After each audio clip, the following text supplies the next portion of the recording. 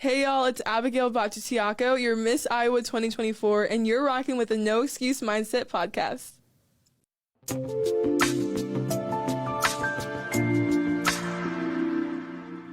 Welcome to the No Excuse Mindset podcast. I'm your host, Wellness Coach Jay. And today on the No Excuse Mindset podcast, we are joined by Abigail Batutiaco. And Abigail Batutiaco. I don't know why I'm Batutiaco.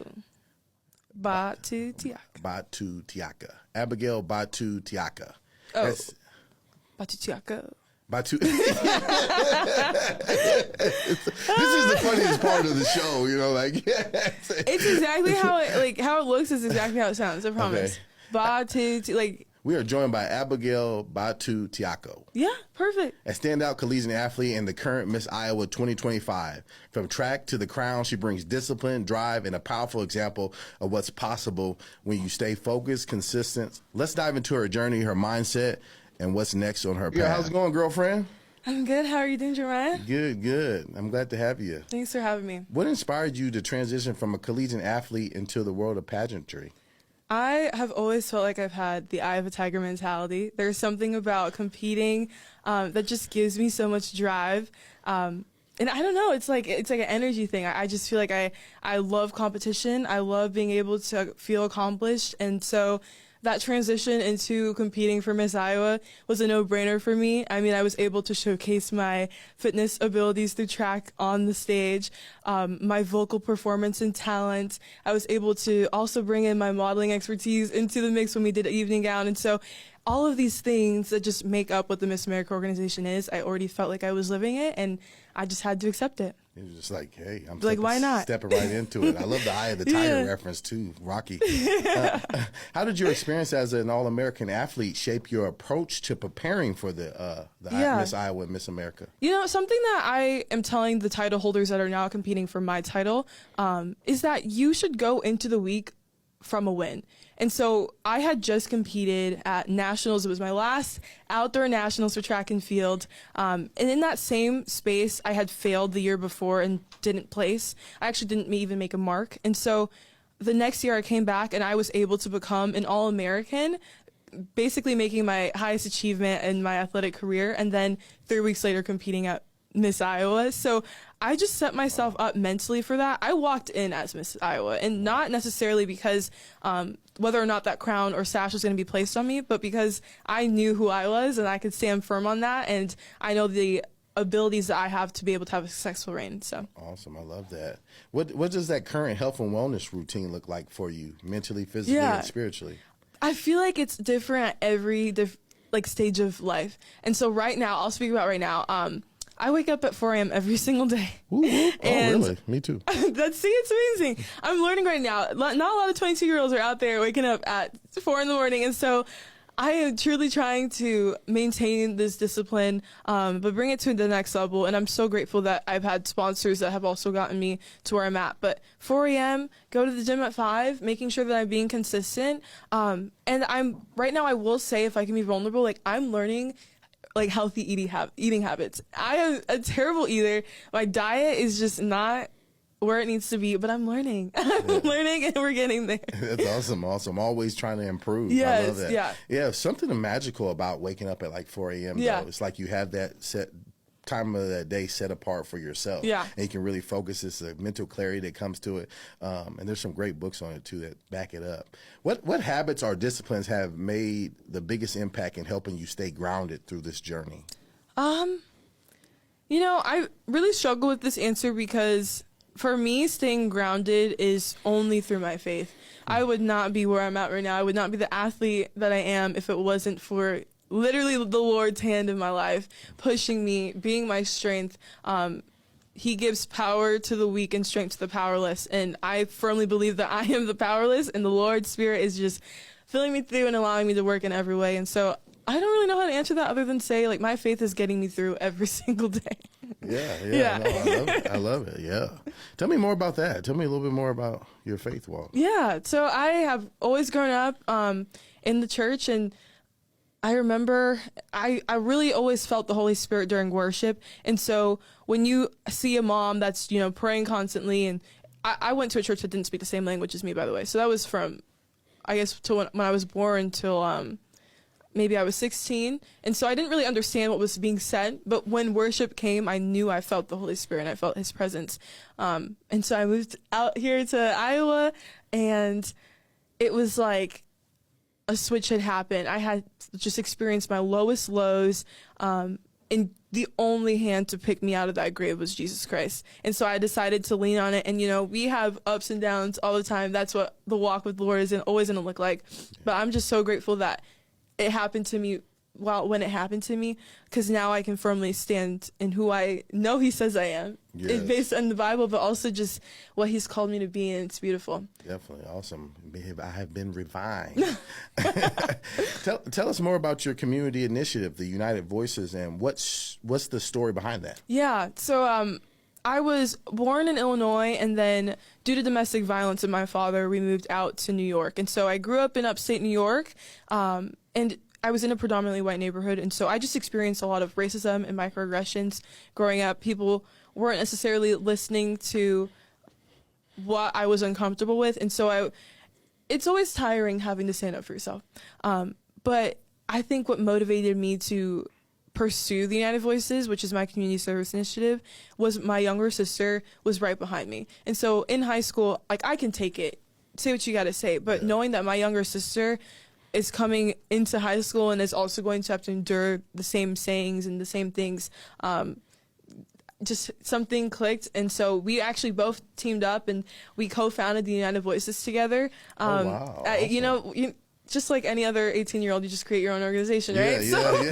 And so the truth behind it is that we just wanted to create a safe space. So we were able to celebrate Hispanic Heritage Month, Asian Pacific Islander Month, like different things that we all were for BIPOC students at my high school. We brought it together and we decided that we were going to build a space, eat each other's food, just speak about the hardships and just listen to one another. I think that was really what started the movement. I believe the United Voices is a movement. And so I was able to start that 5 years ago, and now what I've just been doing is building onto that. As Miss Iowa, I've been able to go to different schools, speak with different people and communities, and just educate, on racism, microaggressions, and culture, and start these conversations. One of the biggest things I feel like just being here in Iowa is that people have a hard time with asking questions. And so I feel like it's my duty as Miss Iowa to create spaces for those to come in and ask those questions. That's awesome. That's so powerful. I mean, you know, I know a lot of times we will experience certain things. Yeah. And we'll take it. But when it's our loved ones, then we step up like, oh, that's my baby right there. Mm-hmm. How old is your sister? She's 20 now. Okay. She's going to be 21 in July. Man. So y'all are some powerful young ladies. I love it. My mom was so creative when she named us. So my name's Abigail, but I sometimes go by Abby, and her name is Tabby. And so it's like Abby, Tabby, the duo. Shout out to my sister, Tabby. Awesome. Go girls. Girl power. Yeah. How do you plan to expand this platform to create long-term change? Yeah, right now, I would say through my current job, so I work full-time in the Quad Cities, and we just announced maybe 4 days ago of our brand new center that's happening in Davenport, Iowa. If you've ever heard of Youth Hope, it's based out in Illinois on the Moline, Rock Island side, but yeah, for the past 2 months, I've had the privilege of being a interim teen director and youth specialist out there and working with at-risk youth that are going through the same experiences that I went through, which is homelessness, financial instability, food insecurity, and just, obviously the blatant knowledge of them just being Black in America. I think I have a great opportunity of being an advocate for them, being a teacher to them, letting them know that there is resources, there's a future for them outside of what is around them. And so, I'm doing it right now, and I would love it to continue, but I will be getting my master's as well. So just so many different things. I can't speak too much about it. But you're a busy lady. That's awesome. That's really a really amazing work that you're doing. Thank you. And it kind of goes into my next question. It says, in what ways have you used your platform to engage with the youth or underserved communities? Yeah. It sounds like you've been doing it. Yeah. Right? Going around and connecting and really creating those safe spaces for them.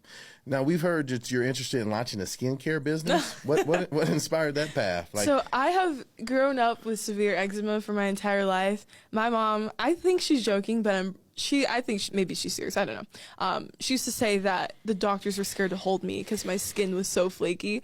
And so I just remember suffering severely with eczema in my scalp, like bleeding all the time, my arms. I have scars and so many just different things. And then moving out to the Midwest, the shift in the weather was just, my skin was going through it. And so I've always had this desire to be in cosmetology. I was able to graduate high school with my cosmetology, I guess you can call it degree, but not really because I didn't get my license due to COVID. But I did go to cosmetology school and high school at the same time, so it was really fun to graduate with that. And I think that's what pushed me to really want that skincare business for myself.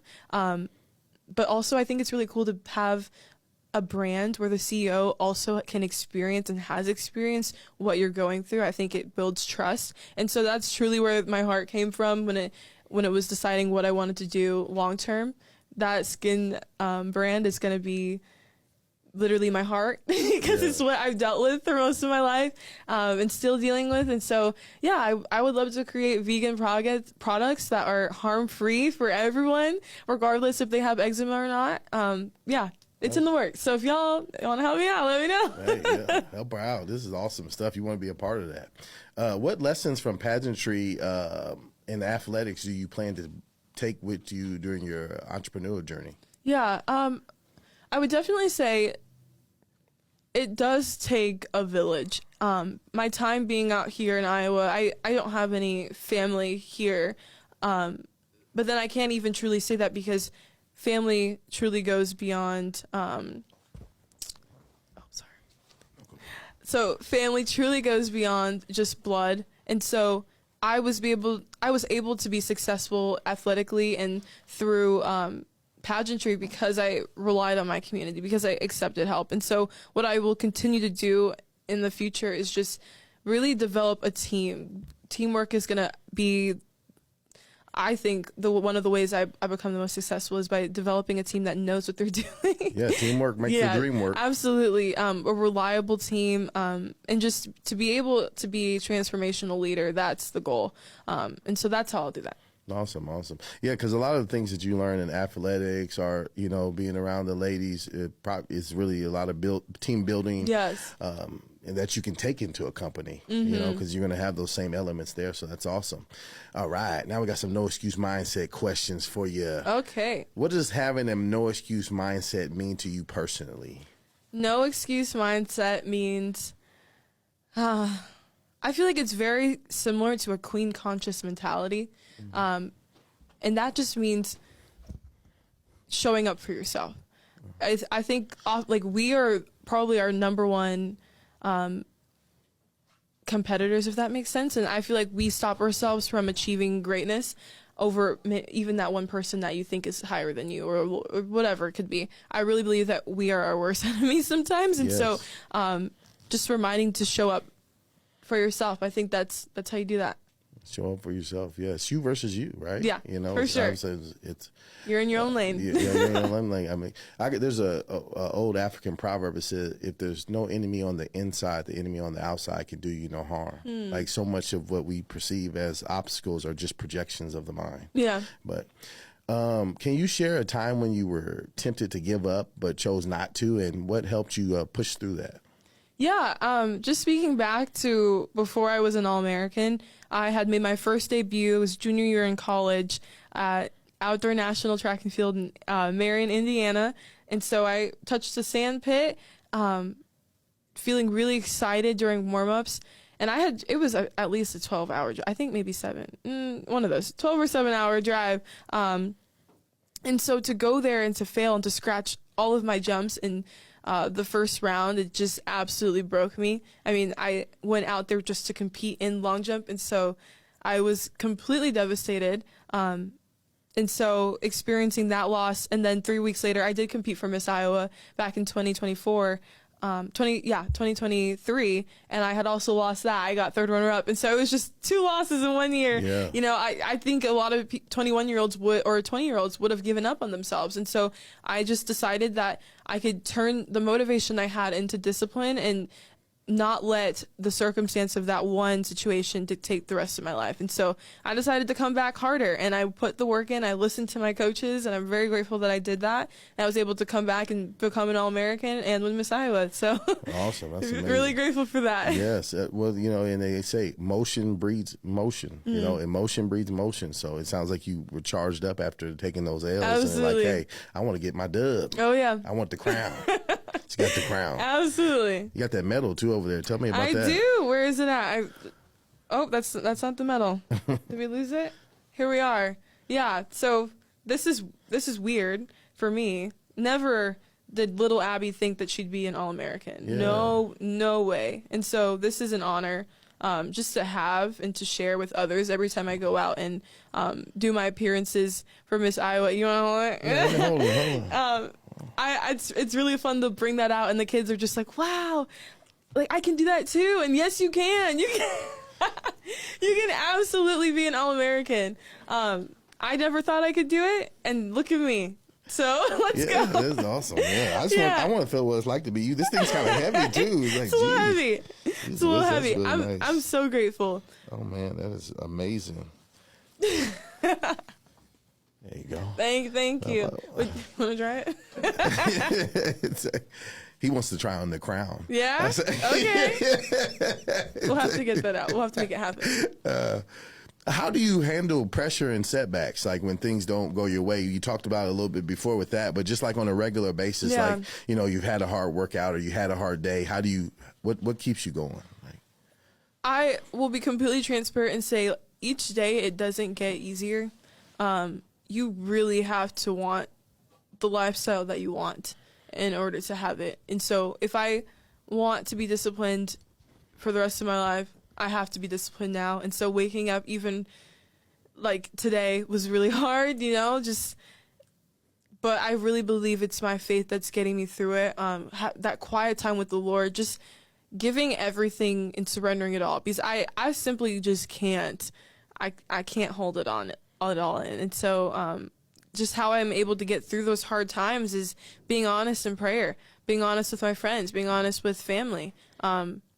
I think vulnerability is more powerful than most people think. And so, yeah, awesome.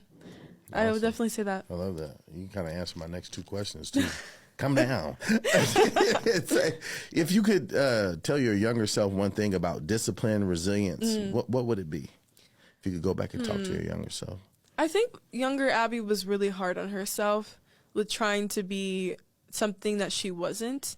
And then she learned that she could be everything. And so I was literally in so many different clubs and sports in high school. I wanted to do everything. I wanted to be everywhere.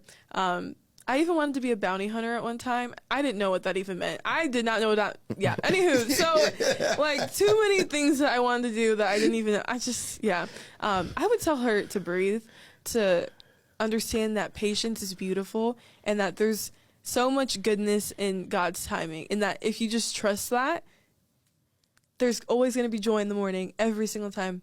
Awesome. Yeah, that would have been an interesting resume for you to have. Yeah. Miss Iowa, the track star, and a bounty hunter. Yeah, praise the Lord for Google, right? You're like, oh, that's what I'm doing? You're like, okay, I don't want to do that. No. What's one non-negotiable in your life that keeps you moving forward when things get hard? Like one non-negotiable. Yeah. I'm gonna have to. Yep, gonna bring it back to faith. Faith for 100. Oh yeah, no, literally 500. Yeah, for sure. Do you have any upcoming projects or appearances that you're excited about?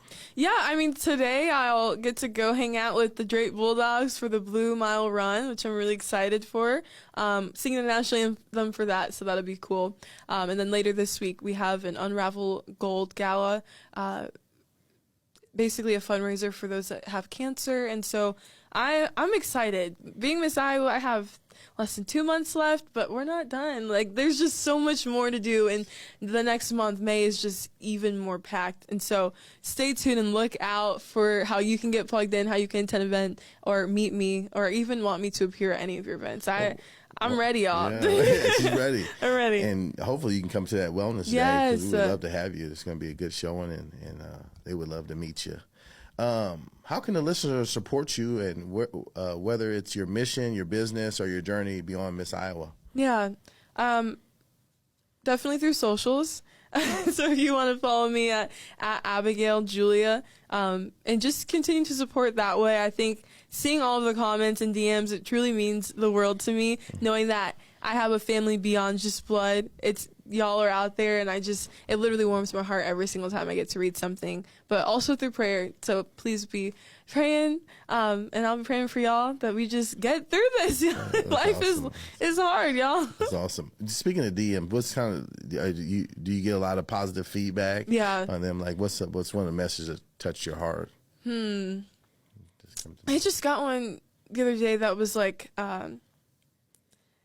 something about my character, and I love it when people will comment not on my physical appearance but on my character, because it means the absolute world to me that people see beyond just beauty. And in pageantry, that is what you are. Is most of the time it's just, oh, what a pretty girl, put her in top 10 or put her, you know what I mean? And so to just have someone see me and speak light over me, it meant the absolute world. That's awesome. That is awesome. Well, folks, that's the end of the road. I normally